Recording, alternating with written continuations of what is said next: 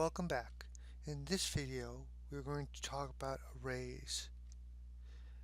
Really, at this point in our class, you should have looked at or know about all the previous videos and chapters that we've discussed. So let's get started.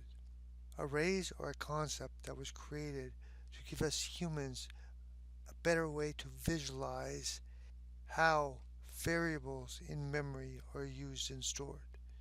You can see as we go back and look at our picture of memory, I've added a couple more colors. I'm signifying brown as being an array. So this array, you can see it is 25 elements and it can only store 25 integers. So from the top here all the way to the bottom here, we can store an integer. If we try and access this memory location, which we can do, it is considered out of bounds of the array. So an array is a contiguous set of memory that can only store one type. As example, this array can only store integers. Once I fill up the array, I can't do anything more with that array. Once the array is full, we'd have to go modify our code. Arrays don't have to be in only one dimension. They could be in multi-dimensions. In this example, we only have one row. We could have two rows like we have over here. So in this two-dimensional array, we can store two rows of 30 integers for a total of 60 integers. We will get into two-dimensional arrays in the next video. Let's go to some code. In this code, you'll notice I've created a constant variable. This constant max size, I'm setting that to 25, and that is the maximum size of my array. Whenever you create arrays, you want to have a max size of the array and make that a constant. Here I'm initializing the array. The way you initialize array is you add a curly brace, the value you want to store, a comma, value you want to store, comma, value, all the way to the end of the array.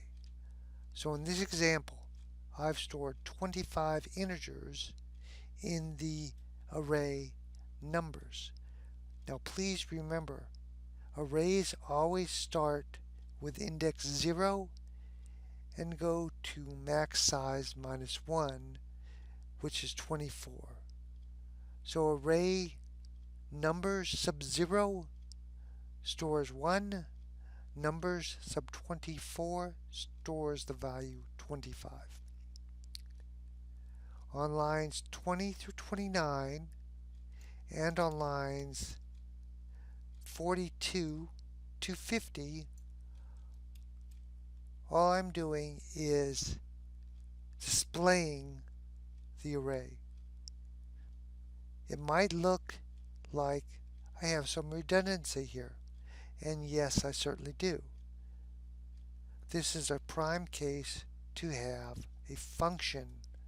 We will get into functions in a subsequent video, but right now I've created the same code on lines 21 through 29 as I have on lines 42 to 50.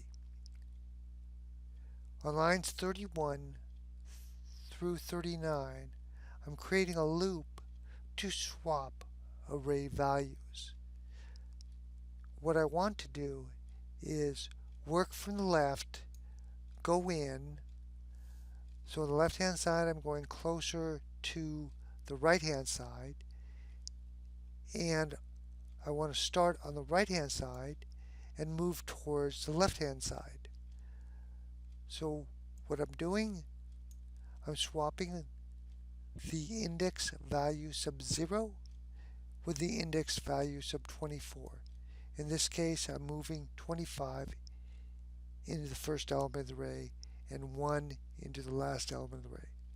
I decrement on this side and I increment on this side. Swap the two variables. I increment on this side, I decrement on this side. And I keep going until my indices meet in the middle. Let's show you that right here. So my left-hand index starts at location 0. My right-hand index starts at location max size -1. While my left index is less than my right index. So once my left index reaches my right index, I'm going to exit the loop. You'll see I'm storing the final element of numbers, the 25, into a temporary variable.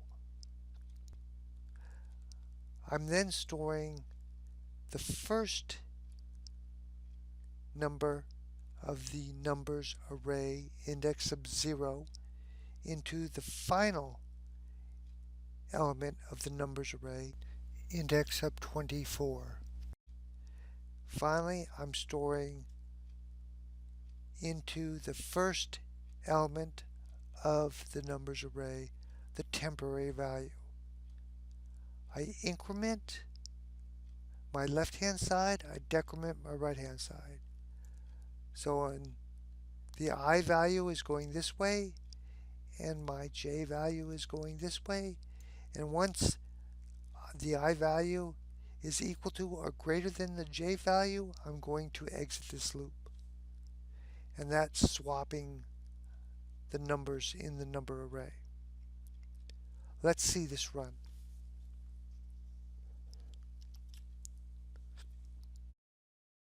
I start with the array from 1 to 25. I finish with the array 25 all the way down to 1.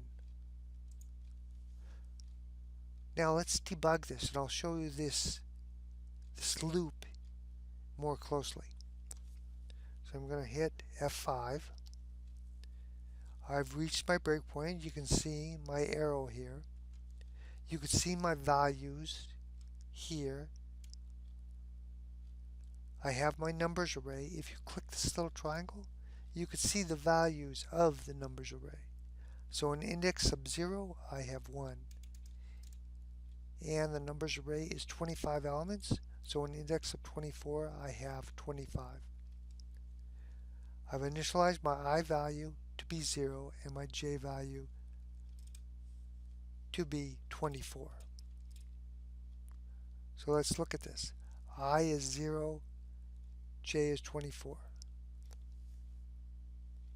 As we can see, our I and J values are 0 and 24. So I is going to go towards 24, J is going to go towards 0. We'll see these values change each time through the loop. I'm going to step over. We can press F10, click this button, or go into Debug and click Step Over. At this point, my temp value doesn't have anything. After I execute this statement on line 34, temp will have number sub j, which is 25. Let's step over. So temp now has 25. Now my final element is going to get the first element of the array. So let's step over, and we'll see here's our array values. Our final value has 1. Okay, we have yet to put the 25 here, and that's what we're going to do on the statement on line 36. So I step over. I've effectively swapped the last element of the array with the first element. I increment my I counter, I decrement my J counter. As we can see down here, J is now 23 and I is now 1. So the I value and the J value are inching closer to each other. Let's step again, and temp now will take on 24, correct? So temp becomes 24. At this point in our loop, we've effectively swapped the first two elements with the last two elements. We're going to inch towards each other. We have now swapped the first three elements with the last three elements of the array. We will continue until we finish. I'm going to remove that breakpoint. Now I'm going to run right here, pressing the continue button. I don't want to stop anymore through the loop. We get to here. Now you can see our array has completely reversed itself from what it was assigned. So that's how we swap values in our array. One thing I want to tell you about is arrays. You might have noticed I have these things commented out. What happens when my array size is 25, but it only initialized the first four values? Let me set a breakpoint here and I'll show you. So we will run this code, and I have a build error. What is my error? Okay, see I have a read definition. I can't define numbers twice. So let's comment this one out. Now let's debug. And you can see now our numbers only has 1 through 4. All the rest of the values are 0. So if it were a double array, all the remaining numbers would be 0.0, or a floating point value of 0. So that's what happens when you initialize an array without all the elements. Let's try one more array. We could have a Boolean array. Let's create a brand new array. Create a bool.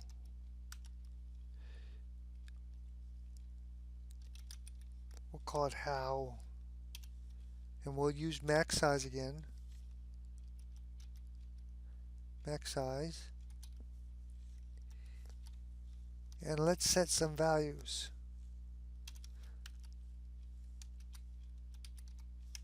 False, true, false, true.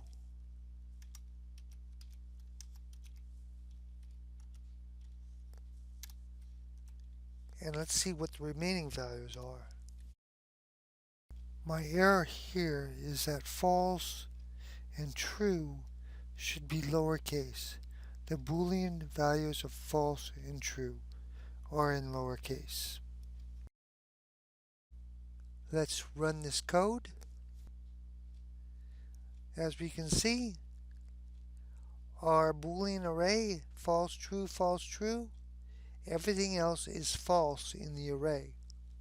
So if we look at this array, we have our first 4 elements, which are false, true, and the rest have been initialized to false. So that is what happens with a Boolean array. Let's see what happens with a strings array. So I will stop the debugging here, and let's create a string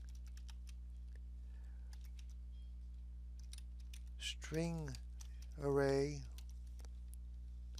of max size, of max size. So I've set the first 4 elements of the string array to names of people. Let's run this and see what happens. I have an error. I forgot my semicolon here. Let's run again and see what we have. Here's our string array. We have John, David, Frank, and Sue, and the rest of the numbers, the rest of the indices of the string array all have the empty string. So that's what happens when we have a string array and we don't initialize all values. This concludes the video on arrays.